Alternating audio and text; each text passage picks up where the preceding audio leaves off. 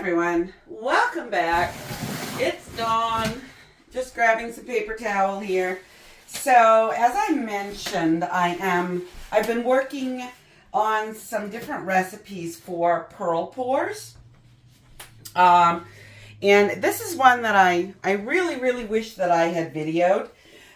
It was just experimental using my original Sarah Taylor Modern Art pearl recipes, and I wasn't sure how it was going to come out because I had to do a substitution of one pouring medium for another. But this came out absolutely gorgeous. I love this. It's adorable. It's a little 10 by 20 gallery wrapped canvas, and I'm going to give this a satin finish because that gold is really going to pop again underneath that satin finish. But this really came out beautiful. It's the white pearl base with two different versions of red violet from Amsterdam, one with white, one without, a light gold, and a 24 karat gold. That's it. And I just smushed it around and let it develop, and this is what happened. Simply gorgeous. Love it. So again, I'm actually using Tara Lombardi's recipes for the colored pearl paints, and you can check out her channel. It will be in the description of one of her colored pearl recipe pours. So that is what I have mixed up. Is I have 5 colors for the colored pearls. And then I have Amsterdam turquoise with a little titanium white with Floetrol and water. This is super thin. Doesn't leave any kind of mound or any kind of trace. It's just like half and half. Very thin. So this canvas is kind of tweaked. This edge has bent and raised up, so I'm not sure what's going to happen with it. This is just a practice canvas. I'm not doing anything serious with this. I want to use up these paints. I've done a bit of experimenting with different things, and this recipe does work. Makes great small pearls, very pretty. So I am going to just do a quick pearl pour to show you how I did it, and then I'll kind of work my recipe a little bit, my colors and composition, and come up with something for a bigger canvas, one that is in better condition. I wasn't having any luck straightening this, so I figured I would just use it for an experimental piece because it really can't be salvaged at this point. So I've been sick for a couple of weeks, and I've had some issues with my puppies. So life has been a trial for the last 3 weeks or so, and I'm feeling better. The dogs are doing better, and I'm trying to get back on track here and do some beautiful pearl pours. So what I have for colors, this is Ultramarine Violet from Amsterdam, and I'm just going to do a puddle of it, get it a little bit everywhere. And again, I'm using these up. This is also thin like the top color, the puddle color. This is Phthalo Blue and Phthalo Green from Amsterdam mixed together. Don't have a lot of that. And I've got Emerald Green. And this one is actually a Grumbacher. And I thought it would be really pretty. So if you haven't guessed already, I'm trying to get kind of peacock colored cells, kind of a peacock colored effect. And I've had some pretty decent luck with it, my experimental pieces. So I'm going to roll with that. This is Ultramarine Blue with a little bit of silver in it.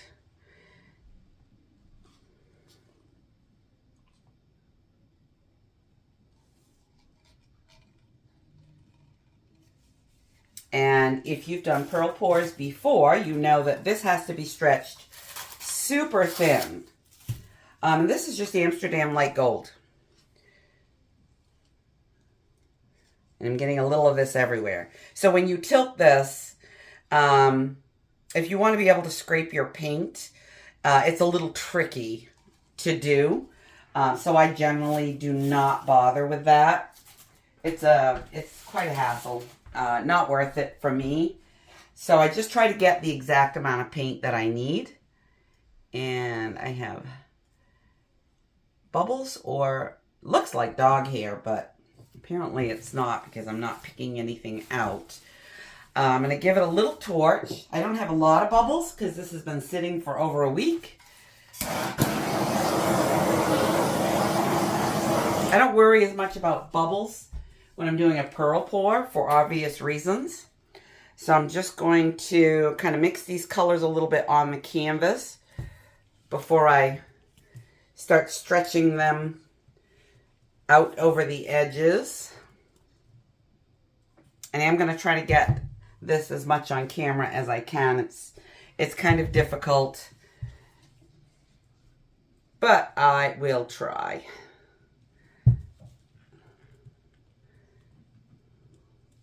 There's a lot of intense tilting with pearl pours.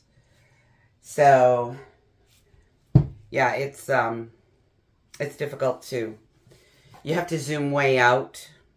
It's difficult to get them all in. But you get the idea.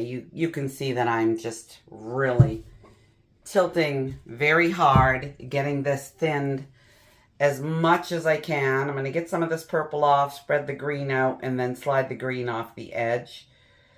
I don't want too much of the green. So it's super important. This paint probably could have even been thinner. It's super important to get this first layer as thin as you possibly can. Just looking to see where my color is going.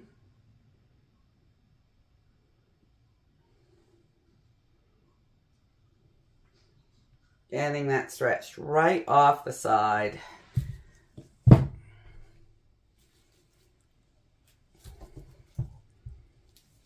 And one more hard tilt off that front end. So yeah, I got the flu and was super sick for over a week. And I'm finally coming back from it. I usually don't get that sick for that long. Different strain, I guess, something I didn't have any exposure to until I got it. Now I've had it. Hopefully I will not get it again.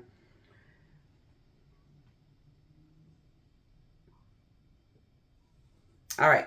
I think that is about as thin as I'm going to get that. And I'm literally taking this turquoise light and I'm just dumping it right in the middle of the canvas. Just like that. Nothing too fancy, nothing too technical. And I want to get it everywhere. So I'm going to work it around and bring it back, because this does have to cover the entire sheet of colors. And then as you start to stretch this from the edges, that's when your pearls should appear.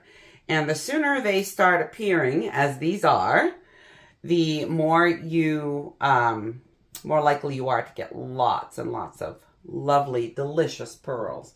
I got a little piece on the end there. It's going to make some of those little pearls go a little wonky to stretch this that hard, but they got to come off. And then on this end as well. Now these pearls develop, they start slowly and then they ramp up and they get nice and fat and juicy. I'm kind of excited to be doing some traditional pearl pours again. I haven't done them in years, and I started my fluid art journey with Sarah Taylor, and Molly's Artistry and Tara Lombardi. So I have, I've branched out from there with other artists and other techniques. And I'm just stretching back this last corner that I tilted off just to let those pearls open up. I'm fine if I don't get a lot in the center. Just don't want everything to go wonky. And there, that's how quick and easy it is. You can see loads of pearls coming up. There'll be more opening up here. This is a messy technique, as you can see. I'm multicolored. But this has to sit for up to an hour before it starts to set up on the canvas and fully develop. So I will grab some snapshots. Instead of doing a time lapse, I'll grab some snapshots as it develops. As you can see, it's coming quickly, getting loads of cells coming up along this side. So I think this is going to pearl up nicely. They might get a little wonky along this edge that is bridged up, but I'm perfectly fine with that. So I am going to bring you in for a close-up so you can sort of see what I have, excuse me, so you can see what I have going on so far, and then I'll bring you back in an hour, and in between I'll show you some of the pictures I've taken of this process of purling up. So, get some of this paint off me. I'm going to leave it sit right where it is. Not going to move it. I don't have the room to move it anywhere. And I've got this nice and leveled up. So, I will be right back with a close-up. Okay, so I'm going to do a quick flyover of what I've got going on so far. So there's some pretty green pearls here. Some of them are a little wonky. And then I get into one of the blues. And I'm not sure why this pulls pink. There is no pink at all in this color palette. But I always get a lot of bright pink pearls. And that's perfectly fine. The green has traveled up here. You'll start to see a little bit of gold ringing some of the cells. And I'm assuming that's gold, but it looks rather yellow right now. Those are gold ringed. Kind of cool. That will kind of fill in, so I'm not worried about that. And there's that pink again. Corally pink in this one. So I didn't paint the edges of the canvas, so this is not going to be like a great work of art. But I will let you follow me through the journey of this purling up. And I will be back to talk when it's dry.